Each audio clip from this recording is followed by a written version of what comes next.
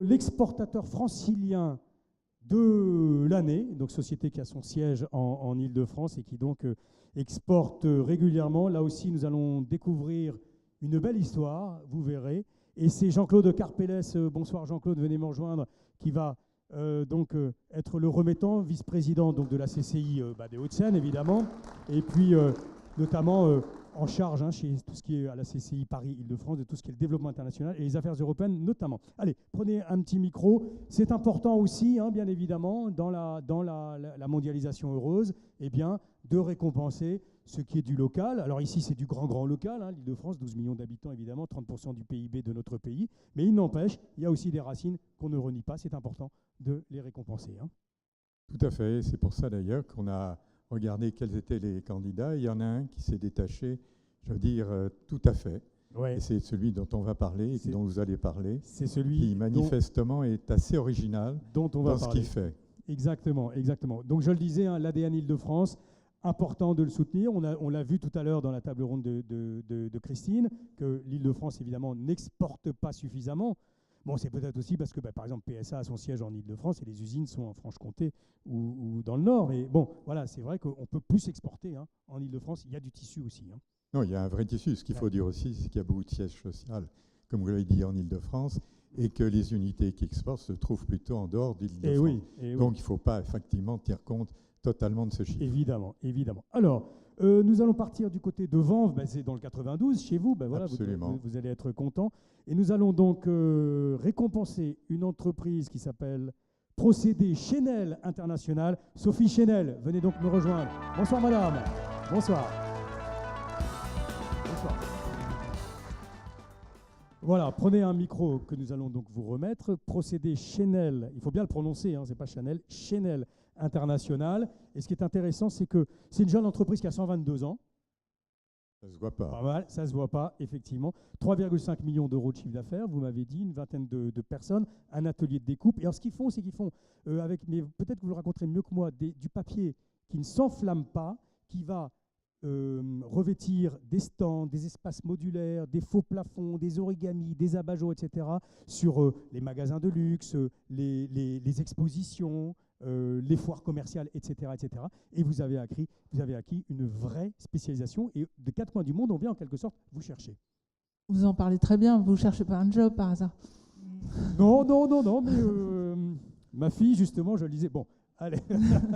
Vous verrez à la récré. Alors 1 million à l'export, 35 distributeurs. Allez, racontez-nous comment on vend ces produits. Alors, vous allez sur le site, vous verrez, le catalogue est absolument extraordinaire. C'est vraiment un savoir-faire à la française. Vraiment, ça aussi, vous auriez pu avoir le prix du savoir-faire aussi, d'ailleurs, entre parenthèses. C'est vraiment très, très impressionnant. Alors, la stratégie à l'international. Venez, rapprochez-vous un peu. Alors, ça fait assez longtemps qu'on essaye de vendre à l'international. On se fait aider par la Chambre de commerce, on se fait aider par des institutions telles que Business France. Mais on a aussi le goût du voyage, le goût de l'exploration. Jolie formule, oui. On voyage pas mal. C'est un peu une passion, en fait. Émirats Arabes Unis, j'ai noté, Chine, Japon, Afrique du Sud, Maroc. Et là, vous visez le Qatar, d'ailleurs, avec la Coupe du Monde. On a déjà se positionner sur la Coupe du Monde de 2022 pour faire des prestations. Et aussi un partenariat à New York. Là aussi, essayer d'avoir une distribution aux États-Unis, pas facile non plus, mais prometteuse. Tout à fait. Bon, parfait. Eh bien, oui, dernier point peut-être. Moi, il y a une petite chose dont je voudrais que vous nous parliez, c'est le développement durable, parce que tous ces papiers, avant, on ne savait pas quoi en faire, et vous commencez à plancher sur le développement durable, qu'on puisse les recycler en quelque sorte. Ça, c'est intéressant aussi. Alors, ça, c'est super passionnant, parce qu'en fait, on a un matériau qui est quand même extrêmement mince, extrêmement léger, donc c'est vrai qu'on passe à peu près partout en termes de bilan carbone, on voyage de manière très légère, mais on met quand même 30 tonnes de décoration par an pour des applications de très courte durée, 2 heures de défilé, une semaine de stand, une année de boutique. Donc ça veut dire qu'il y a beaucoup de déchets potentiellement, et on a trouvé le moyen aujourd'hui de transformer nos déchets en un matériau qui a des caractéristiques que nous pourrons nous réutiliser dans notre marché. Parfait.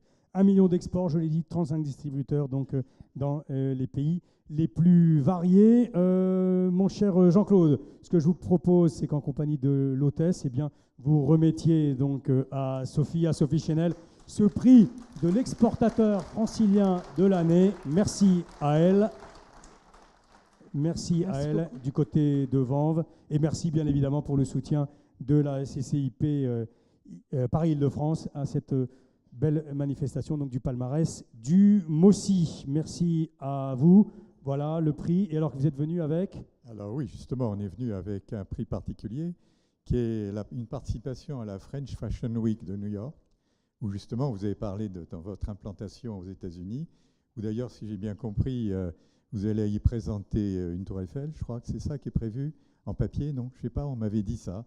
C'est peut-être vrai ou pas vrai, j'en sais rien, mais je crois qu'il y a quelque chose qui se prépare, donc c'est important.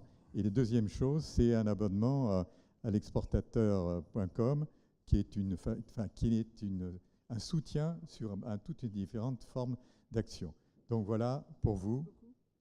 Eh bien parfait, voilà, nous applaudissons encore chaudement.